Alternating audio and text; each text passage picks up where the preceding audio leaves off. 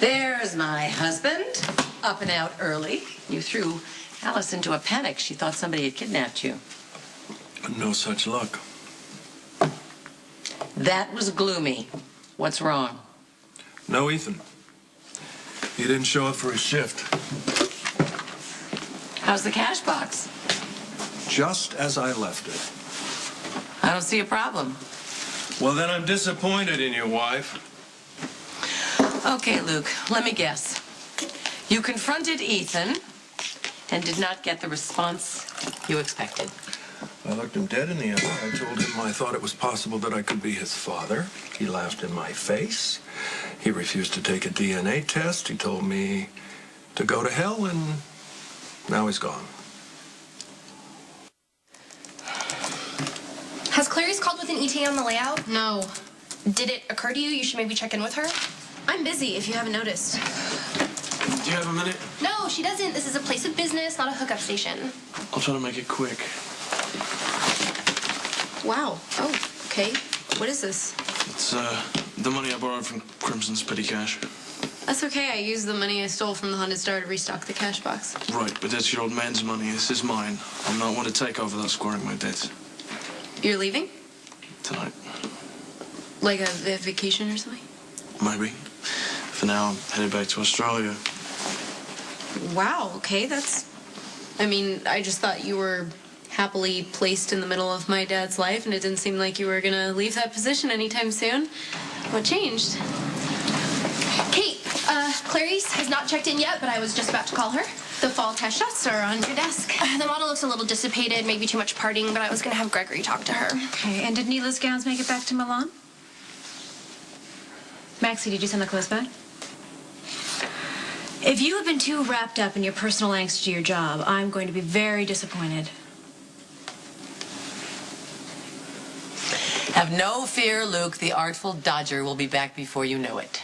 You don't understand the way Dodge thinks. The reason that he didn't hit up my cash box on his way out is because that's his way of saying game over. How do you figure? He left me no reason to chase him down. Okay, my advice? Let it be over. I can't. Because it isn't over, Tracy. And it never will be. Until I prove that he either is or isn't my son. I know, I know that the idea of me with Holly really burns you up, and that somehow you'd like to believe that I was some kind of a eunuch before we hooked up, but Mama... This has nothing to do with me being jealous about Holly.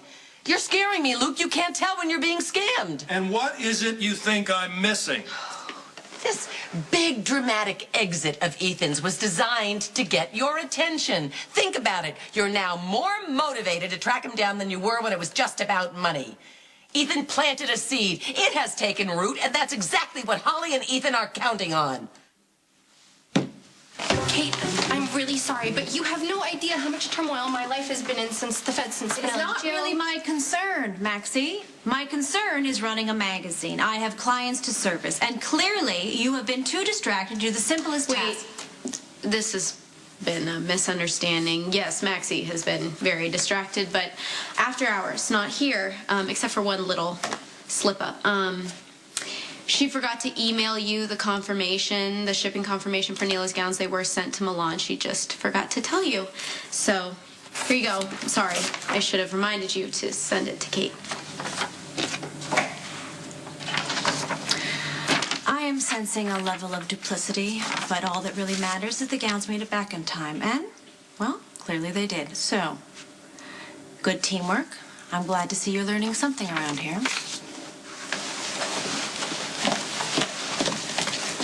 You just saved my ass. You're welcome. Okay, why, Lulu? Are you trying to lull me into a false sense of security before you chop my head off? Why don't you just accept it as the generous gesture that it is and owe me one? All right, thanks. I'm sorry. I forgot you were here. Oh, well, that was a fascinating display. You know, you're a lot more clever than people give you credit for. I have no idea what you're talking about. See, I'm good at reading body language, love.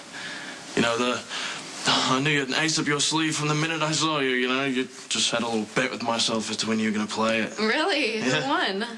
Well, I did. So I don't know what I came here to do. I'll be on my way. I mean, does this have to do with my dad? Like, you stole something from him that he can't just laugh off, and now you're running for your life? No. Let's just say I'm leaving before I tempt fate. It's been a pleasure to meet you, Lulu Spencer, and I hope our paths cross again.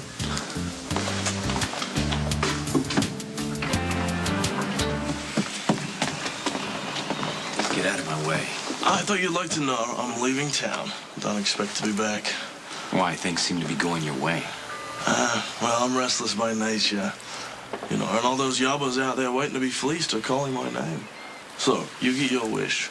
Catching a flight back to Sydney and never to be seen or heard from again. What happened to your special bond with my dad? You know, two peas in a pod, right? Con artists united? You two disappoint each other already? Yeah, you're a bit too authoritative and jerky for my taste. But you're Luke's son, and I respect that. Sure you do. I believe it or don't, mate. You know, I don't much care. But I'm going to offer you a piece of unsolicited advice anyway. Stop trying so hard to be better than Luke, and just be glad he's in your life.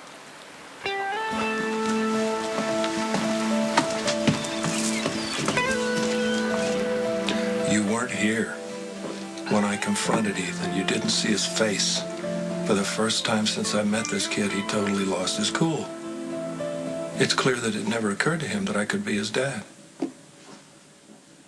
So let me get this straight. By your interpretation, Ethan shows up in town with his prized possession, a dog-eared photograph of you, because Holly hands them out to every kid she meets on the off chance they're going to end up in Port Charles someday. His story hasn't changed one iota since I met him. He told me about meeting Holly, having a conversation with her where she talked about me. He told me she gave him the photograph. He also told me that she suggested that he find me. The reason being that I could teach him something. And that doesn't sound like a scam to you? Of course it's a scam. But don't you get it? It's not a scam on you or me, it's a scam on Ethan. See, she sent him here not to rob you of your money. She sent him here so that he would be on my radar and I would figure it out. That kid is my son. And I am not letting him walk out of my life until I prove it one way or the other. Luke, I have much too much respect for you to dismiss your theory out of hand. But if you're right, and Ethan doesn't want to know if you're his father, then you have to respect him and let him go. If, on the other hand, I'm right, and he's part of a big scam, then you really have to let him go. Luke, either way, it's the same solution. I'm going to leave you to work it out. Oh, Lucky. Tracy, Hey, cowboy. dulling the pain of your big loss. What are you talking about? You know what? Instead of drowning yourself in booze, you should be celebrating. Whatever Ethan took you for was a small price to pay to get rid of him. What do you mean, get rid of him? Well, I just saw him on the pier, and he said he was going back to Australia.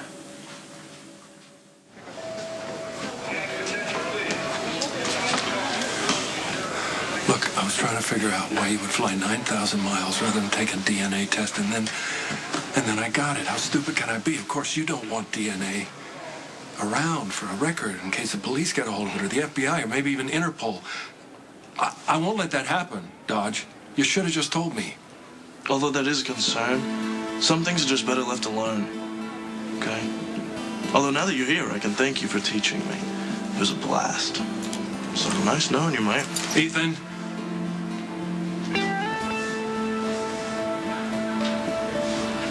I need to know if you're my son. I won't take the test. What are you afraid of? Nothing.